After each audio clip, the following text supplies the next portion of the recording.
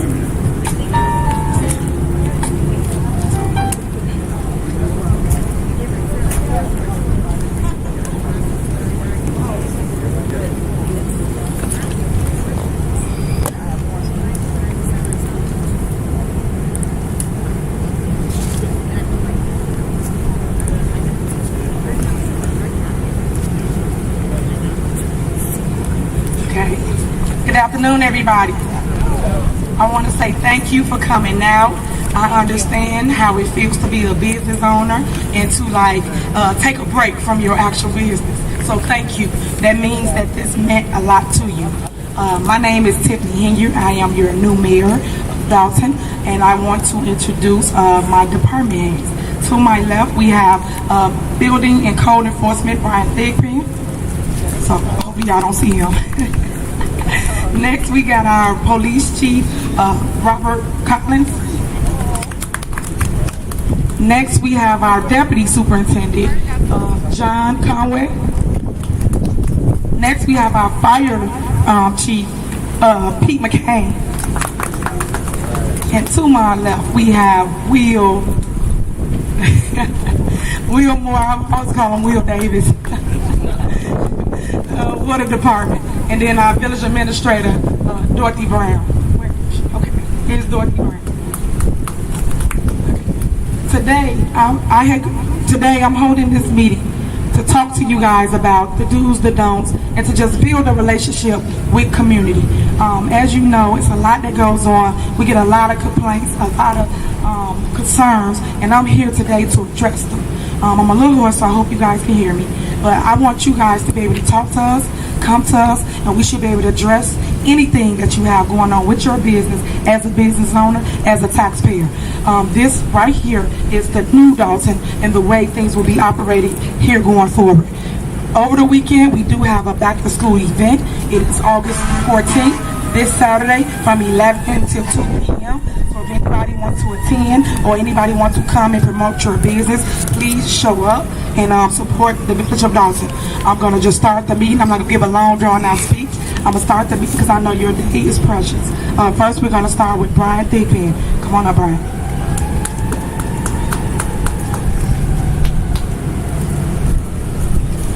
Good afternoon, everyone.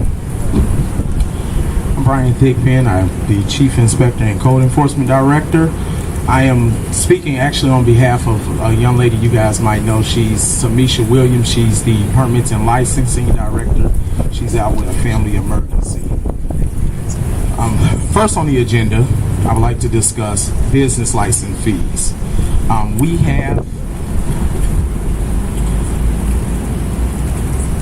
have noticed that some business owners have mentioned that some of our fees are too high. We have listened to that, and what we're doing, the Village of Dalton is conducting an independent research of the neighboring towns and villages to see where their fees are versus what our fees are with a complete structure. With that being said, once the findings are done, we will definitely take everything into consideration as well as the input that you all have given and send out proper notification to the event anything changes for the year 22-23 licensing fees. The renewal applications. Most of you guys know that the renewal applications are due April 30th of every year. Beginning May 1st, there is a late fee. We have been lenient on the late fees as of recently, and so we're looking into that as well to see how we should structure the late fees based on should it be every 10 days, every 14 days, situations like that as far as other communities go. When you're doing your business license renewal, one thing that we ask, make sure you have all necessary supporting documents that you submit with the renewal, including your articles of incorporation, hard copies of your IRS federal employee identification letter, as well as a copy of your state licensings, and make sure you set up, in the event that you are a liquor license holder, your fingerprints as well. One thing that has also come to our attention that we would like to express, we would like to make sure that every business within the village is operating correctly. What we mean by correctly, we're trying to make sure everyone has the proper licensing. If you need a retail license, if you have a restaurant that has dine-in or just carry-out only, we want to make sure everyone is operating under the correct ordinances and the correct licenses that they should have, which will prevent future trouble as well. Next, I would like to talk about property upkeep. As far as being code enforcement, property upkeep, that can range from making sure that your grass is cut, making sure that if you have bushes or trees on the side of your building, make sure those are neatly trimmed, as well as every morning, if you can have someone come out to your parking lot, make sure that your parking lot is kept clean as well. I'm not going to really touch too much bases on this. I believe Public Works will talk a little bit more about that. Some issues that that have been called in to us. Let's make sure your businesses have the proper health inspections as well. Make sure you have the proper commercial inspections. You can come to us and we can get all of that set up for you. Even if you just need something checked on, we can come out and do a complimentary visit to make sure everything is okay. With the winter months coming soon, we also would like to make sure that you all have adequate heat for your employees as well. We received that complaint several times about some of the businesses. As far as fire safety going forward, I will leave up to the fire chief as well. And one other thing too that I want to mention about property cleanliness. Windows. If we can make sure your windows are definitely clean, that really makes the community look good once everything is cleaned up. The windows being clean, the garbage. I noticed some of you have even added garbage cans outside your business, and I've seen Homewood picking those up as well. So I definitely want to say thanks to you guys for that. And if you guys have any questions or anything, you can see us after this presentation. Thank you.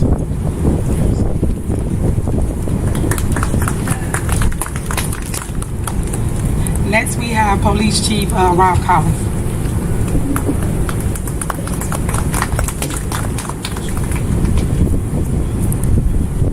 Thank you, Mayor. I appreciate that. Well, good afternoon, everyone. Can everybody hear me okay? Before I actually get started, I want to introduce real quick a couple of our team members from the police department. Deputy Chief Steve Curry, and also our community outreach supervisor, Commander Riley. If you can stand up real quick so they can see you. So just like their team members, all of you are our team members also. So we want to make sure that we partnership with you all and help you out with whatever you need at your various businesses. Does anyone here have a home-based business right now? We're all brick and mortar industrial type? Okay, all right, understood. So the first thing I want to talk about is crime prevention techniques. Some things that you can do to help stem the tide of any potential criminal activity that might take place at your place of business. One of the things is product or displays. The way you set certain things up, you can prevent robberies just by the way you set up certain displays. A lot of robberies are in and out. Quick way in, quick way out. But if there are obstacles in the path or a certain type of maze that people have to go through, they're less apt to target your business other than someone else whose business is easy to get into and easy to get out of. Also, if you have cameras, I would suggest if you don't have cameras, please place cameras into your places of business and make sure that they are very visible in a very conspicuous place. Cameras do deter a lot of crime versus places that don't have cameras or cameras that are visible. They become targets easier. And also, as a business owner, I'm not sure if you are aware, as a business owner, you have the right to carry a firearm inside your place of business as long as you have a valid FOID card, Firearms Owner Identification Card from the Illinois State Police. The only stipulation is you cannot bring that firearm outside of your business, but you can possess a firearm to protect yourself or any other lives inside your business. Now, it's not to protect your property. You know, if someone's taking some product, it's not for that. You have to protect yourself or another life with a firearm if you decide to carry one inside your business. Let's talk about employee actions if they encounter unruly people. Your employees should never, or you should never, try to physically engage with anyone who is being unruly in your place of business, unless you are being physically attacked. And of course, you have to take measures to protect yourself. That's understandable and acceptable. However, do never attempt to hold someone or restrain someone simply because they are maybe stealing a piece of product or anything. At that point, the best thing your employees can do is just be a good witness and make sure that they call the police. From time to time, when things happen outside of your business or around your business, you may have a police officer or a detective come to your business and ask you if you have video. That is very common, since video is a very common thing nowadays. So if an officer or detective asks you if you have video, they want to take a look at an incident that may have occurred that'll help us solve a crime or catch a criminal. So I would just encourage you to cooperate with the detectives or the officer. They're not there to get you or to try to catch you at anything. If they show up and ask you, it's simply because they're conducting an investigation, and every piece of information helps us do our job better. You actually help us do our jobs better. Loitering outside of your business. If you have trouble with loitering, one of the things that you can do is put a sign up in a very conspicuous place that says no loitering. That no loitering sign is the first warning that is required for a person to get off of your property. It's similar to trespassing. I'll touch on trespassing in a minute. But loitering prevents people from just hanging out in front of your doors, hanging out on the side of your business, in the back of your business. Once that loitering sign is up, that is their warning. Whether they can read it or not, that is their warning. And the police can assist you in ejecting those people off of your property or away from your property. Now, similar to that is trespassing. You have a public place, but it is private business. For instance, a grocery store. It is a public place, but it's still a private business. If someone is there to shop, they are there for that purpose. If they're there for some other purpose other than shopping, and you've warned them to leave, now they are in the arena of trespassing. Trespassing is an arrestable offense. However, if you would like someone charged with trespassing after they receive their warning, you do have to sign a complaint for that. You would have to be the complaining witness, or one of your employees who actually witnessed it has to be the complaining witness. So trespassing is another tool to control what happens on your property. Now, if you have a storefront that has nice big windows, one of the things that helps the police keep an eye on what's happening inside your store is if we can see through those windows. When signs are up with sales or some other type of product, if the windows are completely obscured, we cannot see in those businesses as we drive by. So it would help us to keep an eye on you to make sure you're not being robbed and being safe if we can drive by and look through the windows to make sure no one's in there sticking you up. So if you have a storefront, just keep that in mind. I'm not saying you have to, but that is a tool that also helps the police department. Calling 911. When there are things that happen as you are looking at them, as you are seeing it, hearing it, that is the time to call 911. Call immediately. Don't wait for the incident to be over and then call. If there's something going on outside of your walls or happening inside your place of business, have someone call 911 or you call 911. One of the best things that I've seen a couple businesses do is they discuss how they would handle an emergency. If someone is in a storefront dealing with an emergency and you know what's going on, someone in the back is calling 911 while this is going on. Now, if this is an armed robbery, of course, we don't want you to try to deal with the armed robber. There is nothing inside that store or inside that cash register that is worth your life. If they're there to rob you, they are there to rob you. Do not turn it into a homicide. That property, that money can be replaced. Nothing can replace your life. So don't try to deal with subjects that are armed, that are there and seek to do harm. But other things, such as a theft that might be occurring in front of you, and you are trying to tell the person to stop or whatever the case may be, your employee should have a signal to call the police so that we can get there as soon as we can. That is what 911 is for.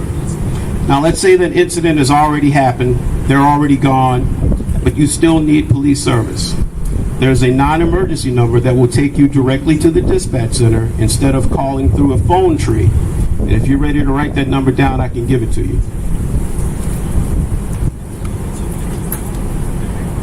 It is 708-201-3241. Again, that's 708-201-3241.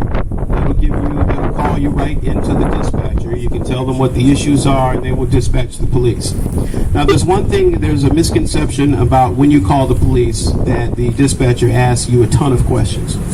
They are trained to ask you a bunch of questions. That is how they're trained. And the reason they do that is so that we as police officers have the most information possible when we roll up to a scene. We need to know what's going on and what we're about to walk into. That is why they ask you so many questions. But what you may not know that's going on in the background, while they're collecting information from you, there's a second person that is dispatching the officer. So you may believe that they're wasting time by asking all these questions, and it may seem like that, but at the same time they're entering this information, there's a second person that's calling the officer to go to such and such address because this is what's going on. And as they are going there, the second dispatcher is giving them the information that the first dispatcher is collecting from them. Okay? If there are any gas station owners in the crowd today, the one thing I need to tell you about is it is illegal to sell loose cigarettes. If your business sells loose cigarettes, more than likely at some point you will be visited by an undercover officer there to buy loose cigarettes, and then afterwards you will receive a citation. Now, I will tell you we'll be going after business licenses after a certain number of offenses because we can't keep this going on. It is also illegal to sell cigarettes with an out-of-state tax stamp. Our county is Cook County. The cigarettes sold here should have a tax stamp of Cook County. Cook County doesn't like to lose out on revenue, so more than likely the county will get involved and attack your business. And after that, the state of Illinois will get involved and attack your business. So please, make sure that the cigarette sales are on the up and up, or any other tobacco sales. And no, there is no sales to minors. Do not sell tobacco products to minors. And that is all I have for you today, and I thank you and appreciate your time.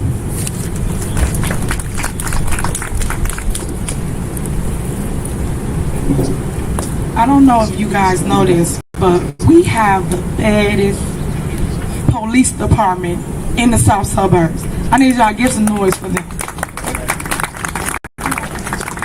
Amanda, stand up. They give their lives to protect this community. They stand in the forefront when others will not. So I want you guys to always respect them and always call on them whenever it's needed. But thank you guys for always being our protection. Thank you. You're welcome.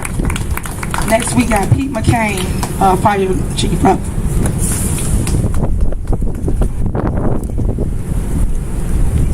Thank you, Mayor. Good evening, good morning, good afternoon, everybody. It's all the above. I'd like to also echo the same sentiments that the Mayor said. I appreciate Chief Collins and his staff and the great job they do here, because we are a team and we do work collectively with the Police Department, Public Works, and all the departments that are here today. Appreciate the administration giving us the opportunity to speak in front of you guys today.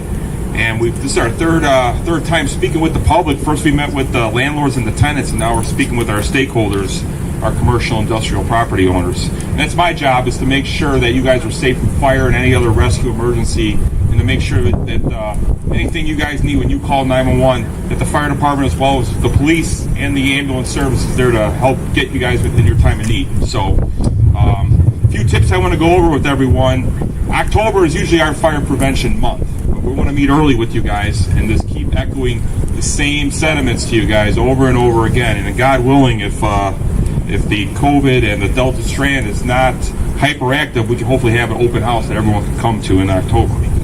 But moving forward, NFPA, National Fire Protection Association, they did a study over the last 5 years. 98,000 non-residential, so any commercial industrial fires made up $2.6 billion in damages.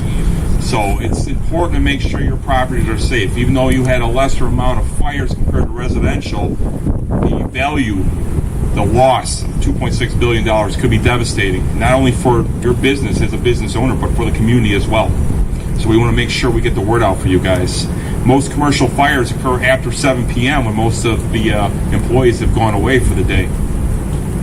Surprisingly, most of the damaging fires occur in an office. So something was left on accidentally. It's for me to make sure that you guys are aware of some safety precautions to tell your employees and yourselves to be wary of, so we can avoid that from happening. Fire prevention measures. And one thing I do want to mention, Knox box. It's important for you guys to do have a Knox box, so in the event that we have to come to your business at night where there could be a small smoldering fire or a fire alarm, that you get access to the Knox box to open up your building so we don't have to break down your door. And we do have a Knox box forms for you guys to fill out at the fire station, and it'll be something that we move forward in to make sure that all the business owners have a Knox box on their property, because we don't want to cause any damage if it's not necessary. So it's very important for the business owners to have that. Fire prevention measures with NFPA 13. Let's see, one of the codes that the village has in place. 72 and 13 are very important, Life Safety 101. But we want to make sure that any of the storage areas in your property don't block the sprinkler heads, okay? The sprinkler heads won't be able to do their job proactively if they're being blocked. Maintain any unobstructed access to electrical control panels. Make sure it's 36 inches from your electrical outlets and your control panels to make sure that there isn't any arcing that can catch any type A product on fire. Check your electrical cords. Make sure that the volt and wattage load is within the elements of that. All right, we want to make sure that we don't have any issues going on. Get the wind picking up. Make sure that any of the electrical cords or any of the appliances overheat and catch fire. Follow the manufacturer's recommendations with that.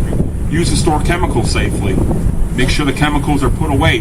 We don't want to have a mix of chemicals that can create a hazardous condition for us to create any type of respiratory distress or create a fire inside the dwelling. So we want to make sure that stuff's put away safely. Allow smoking only in designated areas, 15 feet outside the door. And don't allow any paper or trash accumulation outside, because that can start on fire if there's any embers or anything like that that go out there. Fire suppression systems, NFPA 13 again. Any building that's 10,000 square feet needs to have a fire sprinkler system. Anything over 10,000 square feet. We want to make sure, even though it's expensive, we want to make sure your building is safe from fire. Escape routes, part of Life Safety 101. Make sure you meet regularly with your tenants or your employees to make sure they have the fire escape route. Make sure the back doors are kept on lock. Make sure you have push bars down there so they can get out. You want to be ADA compliant with that as well. Fire safety, obviously the evacuation plan, the escape routes, things of that nature, but speaking with your employees is very important. All right, remind them to turn off electrical appliances at the end of their shift. Keep heat producing elements such as their copiers or computers, make sure they're off. Make sure there's no paper products on top of them. Report any electrical hazards. All right, make sure you get that replaced. Smoking, again, designated areas 15 feet outside the door. Call 911 immediately if you see something. If you spot a fire, call it immediately. Make sure you have fire extinguisher training if it's small enough for you to handle, but call 911 regardless, even if you think you put the fire out. Make sure the professionals get there to make sure it's safe. Close the doors when exiting the building. If there's a fire in a room and you're unable to contain it with a fire extinguisher, close the door, make sure everyone gets evacuated, call 911. Never use elevators during an evacuation. We want to make sure you don't get stuck in an elevator. Follow your escape plan, meet at a designated area outside the building, post emergency telephone numbers. Let us know as professionals, as first responders, police and fire, how many people are going to be in the building. All right? It's very important for us to know if you have folks that are working overnight in case we come in the middle of the night. Learn how to properly use a fire extinguisher and change your batteries on your smoke detectors and your CO detectors twice a year. Spring forward, fall back. Any questions for the fire department? Okay, thank you very much for your time. Thank you. One thing that Chief forgot to mention to you guys is we are out currently checking fire hydrants. So me and Baby Justice was out with the fire chief checking hydrants over the weekend, and we be out again this week. So if you feel you have a hydrant that does not work, please report it to us, send us the address, and we'll come out and check it. Next we have William Moore, the water department, to come on up.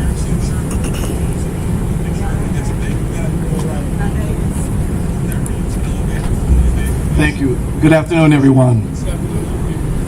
My name is William Moore. I'm currently the director of the Water Billing Department. To the Honorable Mayor Henyard, to the trustees, village administrator, department heads, and to you, the business owners. Mayor, again, I want to just thank you for giving us this audience. As Chief McCain said, we had an audience with the landlords and the tenants. Now you, the business owners. I believe it's imperative that we have this dialogue and this continued communication. So, Mayor, thank you for your leadership in putting this event together. Thank you. And to the business owners, I know we're in the midst of a pandemic, and I know it's difficult for you during this time, extremely difficult, I would like to say. So I want to thank you for continuing to provide your services, your products to the Village of Dalton and the residents here. Not only do you provide valuable products to our consumers and residents, you help fuel our local economy, tax dollars, spur employment, create community pride and development. So give yourselves a hand.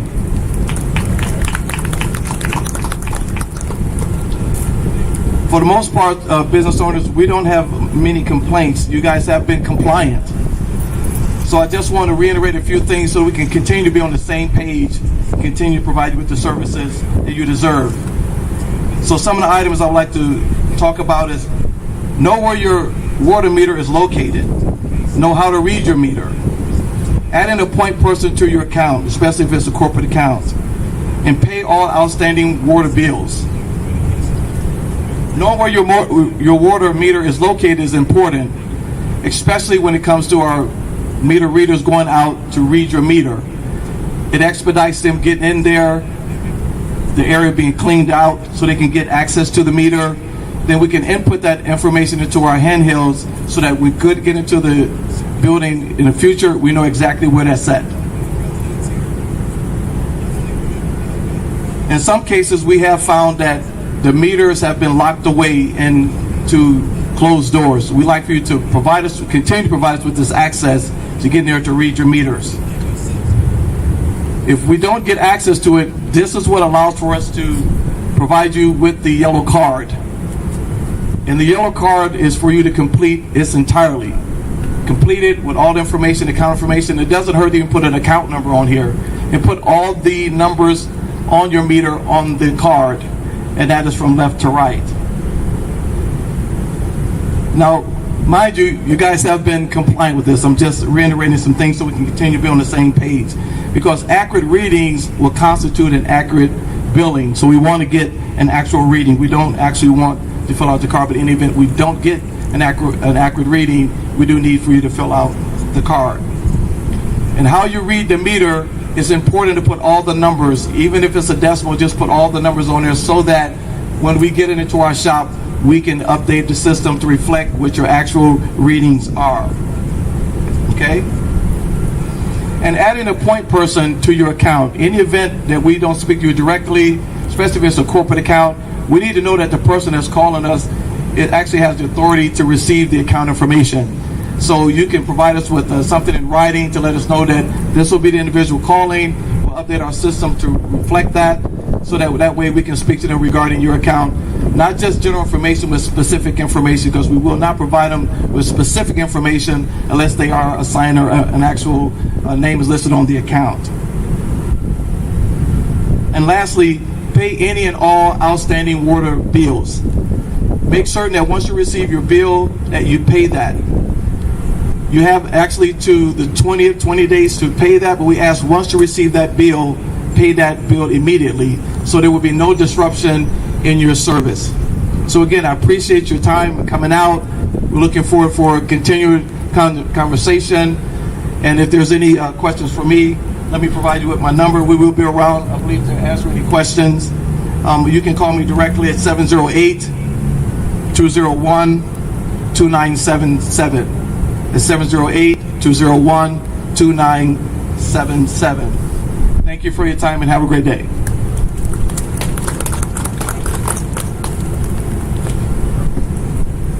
Things that we are working on just to help make it better for you guys is we're going to go to digital meters. Currently now we're working on getting money, getting funding, so the whole entire community can be digital, and you no longer have to worry about the yellow card or anyone coming in your establishment to read a meter. Be wary of people who ask for IDs, because people do put on uniforms and act as someone else, so make sure you know that they are a village employee. Next, we also working on going to auto pay. Like you pay your ComEd bill or your Nicor bill, and we working on doing that here in the village of Dalton for your water bill as well. I want to bring Chief Collins back up. He got one more thing to say to you guys. My apologies, and I forgot to mention, how many of you have human security or thinking about adding security to your business? Okay. If you would like your security people to have some training from us, we are available to provide them with training so that they can better protect your property and also better work with us if they need to engage with us. If you would like that, please take down my information. My direct number is 708-201-3205. Again, that's 708-201-3205, and I'll also give you my email address. It's rcollins, COLLINS, at vodalton.org. rcollins at vodalton.org.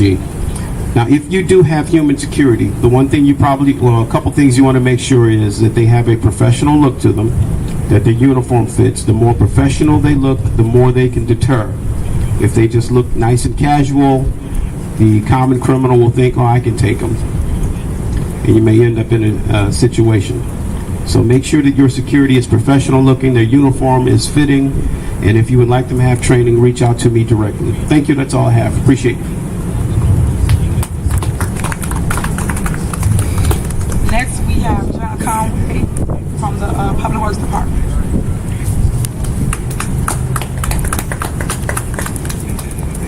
Good afternoon, everyone. Going with Will, with your water meters, winter time's coming. If they're on an outside wall, there's a chance they could freeze. You got to make sure you have adequate heat. Because if they break, you just have a bigger problem down the line with the water and then your water bill when it's running through. If you got the PW package, overgrowth, it's your responsibility to do your parking lots, your dumpster area, your sidewalks, pull the weeds, use chemical to kill them. Just make it look presentable. Your alley where your dumpsters are, it's your responsible if it's overflowing to call your company to have it dumped. Don't let the debris flow around because then you probably get Brian to come and see you and you'll have an issue there. The dumpster companies sell a lock. They can keep it locked, so if you have a problem where people are dumping in it at night, see if you can get a lock on there. Fly dumping is a big issue in our community. We're trying to get a handle on it with the police. If you see somebody fly dumping, try to get a picture of the plate, the make, the model of the car, truck. You call me at Public Works, I'll come out there, I'll get all the information, and I'll get it over to the police department. I did that with the guy over on Dalton Road. He's got a couple pictures. So Brian's working on that with Lacey. We're issuing him a ticket and our cleanup fee. So if you spot somebody, if you got a camera system, review your cameras, try to get a plate. The plate's the best thing, especially if it's registered to their truck. Last thing is the winter's approaching. When you guys have your companies that plow in your lot, you push it in the street, make sure you push it back onto your property. Because if we come around and we see it, the police will come out, issue a ticket for pushing it into the street. There's a lot of snow, especially when it snows out here. There's nowhere we can push the snow except through our routine, and yes, it's coming back onto your property. So don't get mad at us. Okay, that's all I got. If it starts raining, I'll be inside to answer your questions. Other than that, have a good day.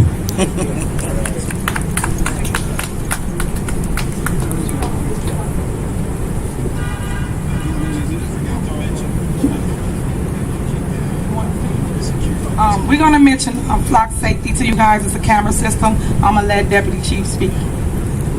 Hi guys.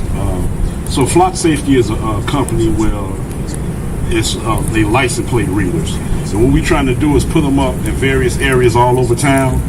So when these knuckleheads do these shootings and all this, and you might say, well, it was just a red car. All I saw was a red Jeep.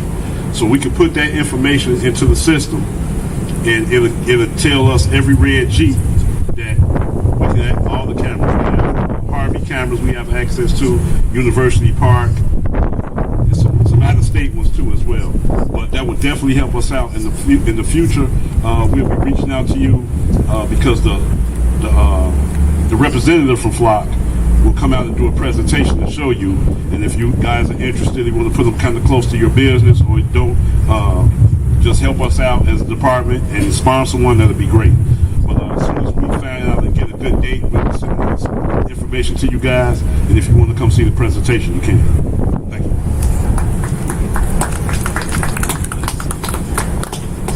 Okay.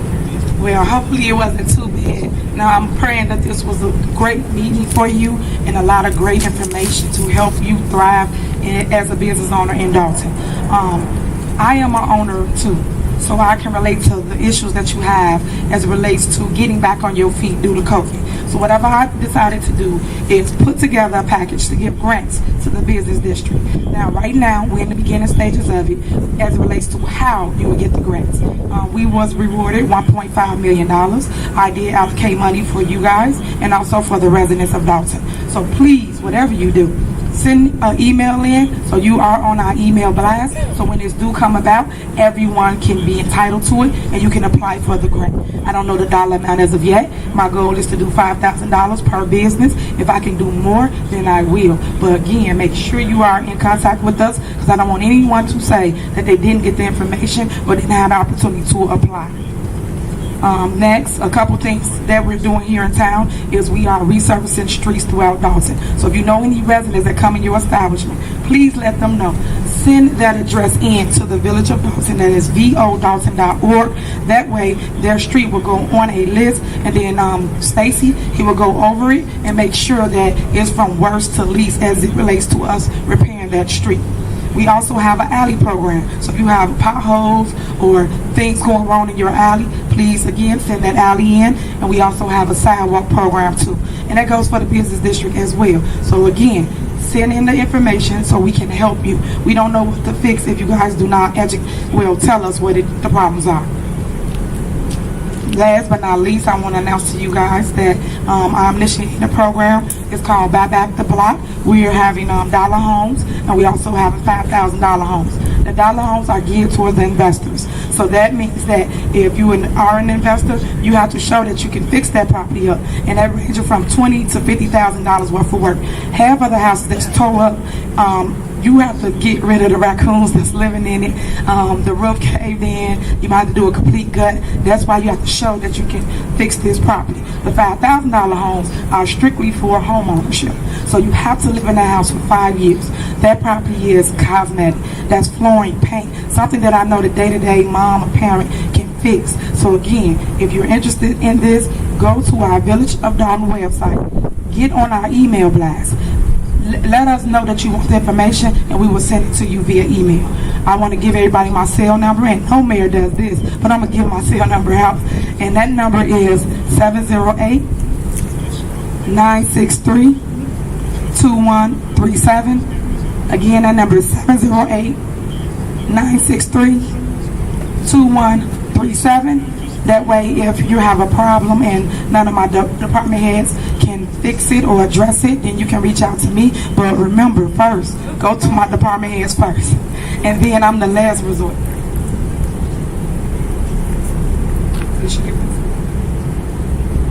Okay, and then today, my office sent out a grant package. I'm going to let her speak on it. But a grant package for business district. And that was for $50,000. So I'm going to let Dorothy Brown give you more information about it. Thank you, Mayor. The mayor wants to make sure that you are surviving as a business. And so she had me to go on to a webinar today to listen to the Southland Development Authority, who presented about a grant that you are going to qualify for. You all remember during the COVID time when we had the PPP grants, and we had several different grants for businesses. I think there was another one called BIG. It was business impacted, big businesses that were impacted, and this program.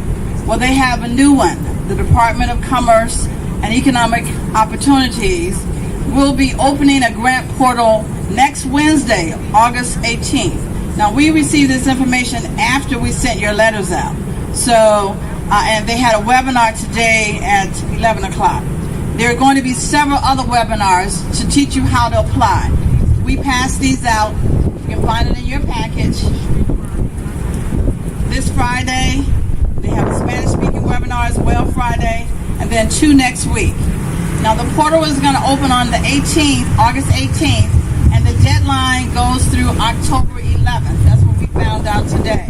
The grants are going to range from $5,000 to $150,000 for regular businesses. For hotels, they're going to go up to $250,000. You can be a non-for-profit or you can be a for-profit. It does not matter which one you are. If you were affected by COVID, you can apply. Now, they're going to prioritize people that did not get the money the last time. So if you were able to get the money the last time, you can still apply. They're just going to prioritize those individuals that did not get the money the last time. The state has about $20 million that, they have about $20 million for one group, $25 million for another group, so there's a lot of money that they will be allocating. Now, they will talk about the eligibility factors in addition to the fact that you have to be impacted by COVID. You also, if you make $50,000 or more, you're going to have that DONS number. If $50,000 in revenue or more, you're going to have the DONS number. This grant will only be for individual businesses that are 20 million or less. Okay, 20 million or less. So I'm giving you a lot of information. The best thing for you to do is to have someone go on one of these webinars. You can go to the Southland Development Authority's website and sign up. Now, you gave us your email address today. Vicki, the mayor met with Vicki Brown, who is the director of the Southland, and we talked with her, and she's going to forward us some information that we can forward to you if you register, as the mayor has indicated, for our e-blast. So you want to give us your email address, and we'll get those in if you're not already receiving e-blast, so that we can send you more of this information. And they're going to be sending us the PowerPoint that they put out. So in case you can't go on the webinar, we can forward you to PowerPoint so you can see all the specifics. But just remember, August 18th, next Wednesday, the portal is going to open, and it's going to close on October 11th. Thank you.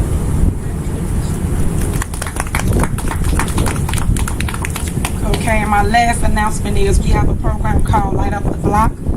If any of you want LED lights on your street, on your corner, please reach out and we'll come and light up your area as well. And if anybody on a light pole on their business, please reach out and we'll bring that as well. Thank you again for coming out. I hope this was a great meeting and y'all got a lot of information. Please share the knowledge with your counterparts, your next door neighbors, and thank you again. We're still here for questions.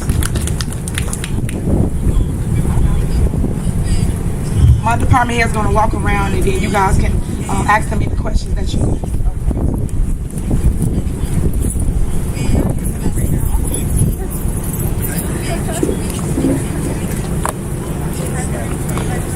Okay. Yeah, I'm just tell them because I want them to go to work or whatever.